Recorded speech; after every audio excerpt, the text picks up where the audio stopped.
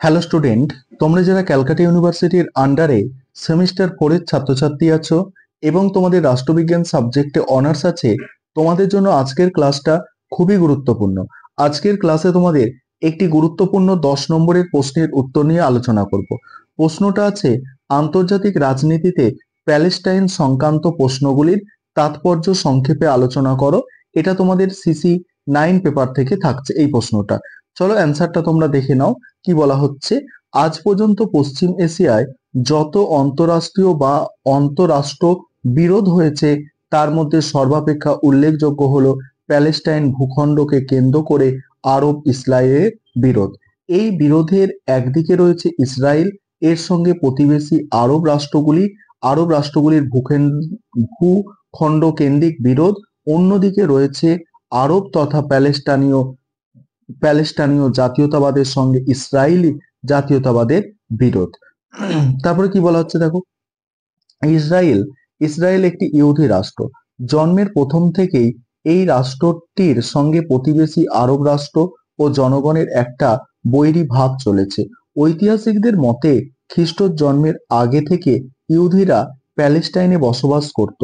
তবে পরবর্তীকালে বিভিন্ন কারণে ইহুদি ধর্মাবলম্বী মানুষরা পৃথিবীর বিভিন্ন দেশে, বিশেষ করে উত্তর আফ্রিকা ও মধ্য ইউরোপের বিভিন্ন দেশে ছড়িয়ে পড়ে এবং প্যালেস্টাইনের সঙ্গে এদের যোগাযোগ ক্ষীণ হয়ে পড়ে।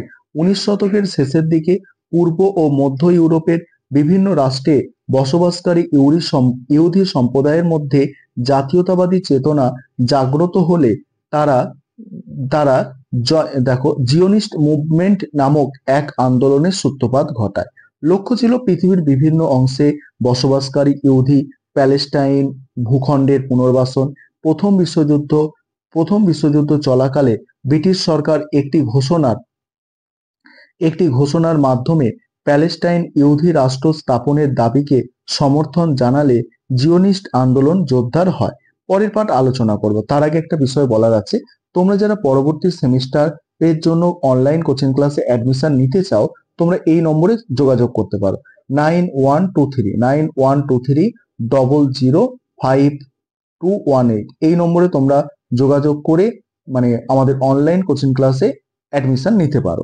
তারপরে দেখো, বলছে যুদ্ধ শেষ হলে জাতিসংঘের সিদ্ধান্ত অনুযায়ী প্যালেস্টাইনে ব্রিটিশ শাসন প্রবর্তিত হয় এবং তখন থেকেই পৃথিবীর বিভিন্ন প্রান্তে থাকা ইহুদিরা একে একে প্যালেস্টাইনে এসে বসতি স্থাপন করতে থাকে। 30-এর দশকে একদিকে ইহুদি বিদ্বেষ এবং অন্যদিকে আরব অধিবাসীদের চাপে বহু সংখ্যক ইহুদি প্যালেস্টাইনে প্রবেশ করে স্থায়ীভাবে বসবাসের জন্য। এইভাবে ব্রিটিশ শাসিত প্যালেস্টাইন আরব সম্প্রদায়ের পাশাপাশি একটি ইহুদি সম্প্রদায় গড়ে ওঠে। প্রথম বিশ্বযুদ্ধের পরবর্তীকালে প্যালেস্টাইনে ব্রিটিশ শাসকদের বিরুদ্ধে দুটি আন্দোলন সমান্তরালভাবে গড়ে ওঠে। একটি আরবের নেতৃত্বে প্যালেস্টাইন মুক্তি আন্দোলন, অপরটি প্যালেস্টানীয় ইহুদিদের প্রথম রাষ্ট্র গঠনের আন্দোলন।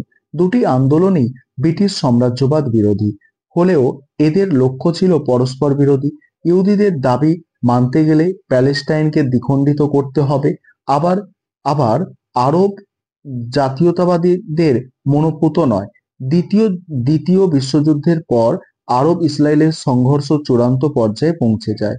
স্বাধীন ইসরায়েল রাষ্ট্র পতনের অব্যাহতির পরে আরব ও ইহুদি সম্প্রদায়ভুক্ত মানুষের মধ্যে তীব্র সংঘর্ষ শুরু হয়ে যায়। পরের পরের দিন মিশর, সিরিয়া, লেবানন, জর্ডন ও ইরাক এই 5টি আরব রাষ্ট্রের সৈন্যবাহিনী প্যালেস্টানীয় আরবদের সমর্থনে ইসরায়েল আক্রমণ করে এবং শুরু হয় প্রথম আরব ইসরায়েল যুদ্ধ। এরপর কয়েকবার প্যালেস্টাইনের মধ্যে যুদ্ধ দেখা যায় এবং বর্তমানেও এই সমস্যা মেটেনি, সংঘর্ষ লেগেই আছে। এই ছিল তোমাদের একটি গুরুত্বপূর্ণ 10 নম্বরের প্রশ্নের উত্তর।